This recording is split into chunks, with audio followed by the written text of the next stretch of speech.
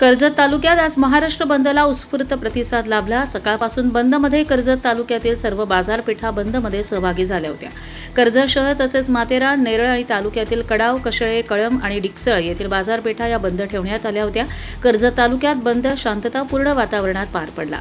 या बंदला Vanchit Bahujan Aghadi, Shiv Sena, Uddhav Balasaheb Thackeray, Republican party of India Athawale, Azad Samaj party, Bahujan Samaj party, स्वाभिमानी रिपब्लिकन पक्ष, राष्ट्रीय काँग्रेस, राष्ट्रवादी शरद पवार गट, अजितदादा पवार गट, शेतकरी कामगार पक्ष, भारतीय कम्युनिस्ट पक्ष, आदिवासी समाज संघटना, वाल्मिकी समाज संघटना, भारतीय बौद्ध महासंघ, कर्जत, नेरळ, कडाव, कशळे, व्यापारी संघटना, रिक्षा संघटना, हातगाडी युनियन अशा विविध पक्ष, संघटना, संस्था यांनी जाहीर पाठिंबा दिला।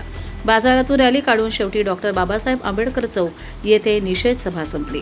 कर्जत लाईव्हसाठी महेश भगत, नेरळ।